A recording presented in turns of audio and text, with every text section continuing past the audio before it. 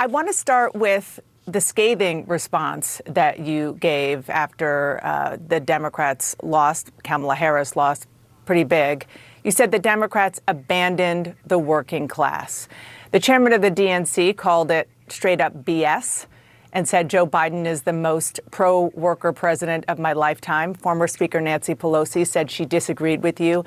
She added, quote, Bernie Sanders has not won. Do you stand by what you said?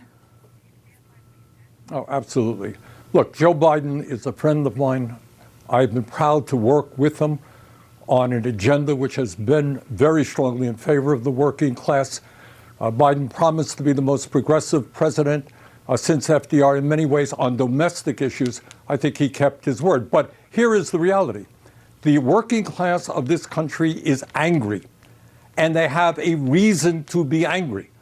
We are living in an economy today, Donna, where the people on top are doing phenomenally well, while 60% of our people are living paycheck to paycheck. 25% of elderly people are trying to get by on $15,000 a year or less. We have the highest rate of childhood poverty of almost any major country on earth, and parents all over this country worry that their kids may have a lower standard of living than they do. That is the economic reality.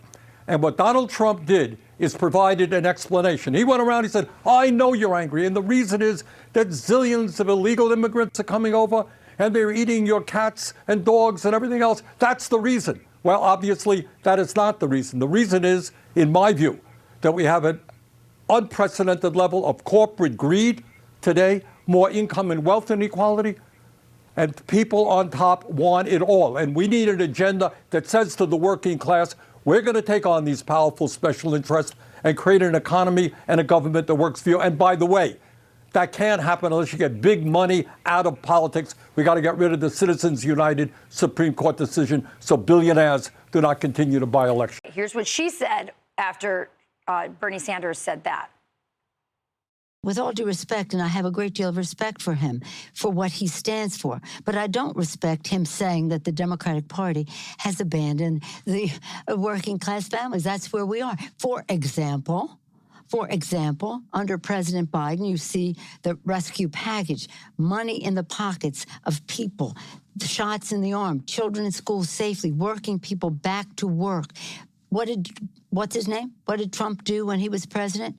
One bill that gave a tax cut to the richest people in America. In fact, why did voters who earned less than 100,000 K go for Trump in such large numbers? Well, there are cultural issues involved in elections as well. Guns, God, and gays. That's the way they say it. Eric, well, Democrats don't have a consensus at the moment on how to pick themselves back up after Tuesday, but what a lot of them do agree on is that their coalition has cracked.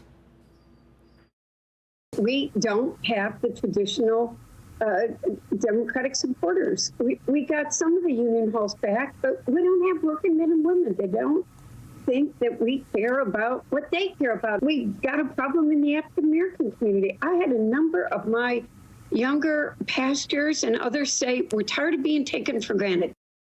It's not just Democrats blaming each other. In a new piece, the Washington Post editorial board piles on, saying Democrats sacrificed their credibility by covering up President Biden's decline. The board saying Democrats' denials took a toll on believability. Polls showed more voters believe that Mr. Trump would actually implement his campaign promises than Ms. Harris would hers. They name a number of other factors for the party's defeats, like the fact that incumbent parties are losing around the world and the Democrats surge to the left. But the board argues the Democrats' efforts to shield President Biden's frailty undermine their efforts to present themselves as the party of truth tellers. The knives are out. Democrats on the Harris team wasting no time pointing fingers over President-elect Trump's historic comeback. A lot of people are probably wondering tonight what would have happened had Shapiro been on the ticket. And not only in terms of Pennsylvania, he's famously a moderate. So that would have signaled to the American people that she is not the San Francisco liberal that Trump said she was. But I'm not sure how much Tim Walz contributed to the ticket. She was trying to show that she was going to be a unifier, but that may have undermined her goal in that she had to get everyone on the same page, and the Biden folks were maybe still understandably upset that their leader was unceremoniously basically pushed aside. Well, that could be one element of it. Let's get the reaction from America's Newsroom's own co-anchor of The Five, co-host Dana Perino. Dana, Hi. Your thoughts about the excuse-making that's taking place right now? It's going to pick up in volume and in volume big time. Well, I have a couple of things. First of all, if she had picked Shapiro, she was probably still going to lose.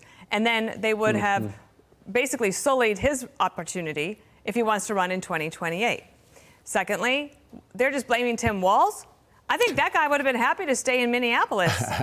Why are they blaming him? Why not look at the person who made the decision to put him on the ticket? And I don't care if they say it was somebody on her team. She was the decider.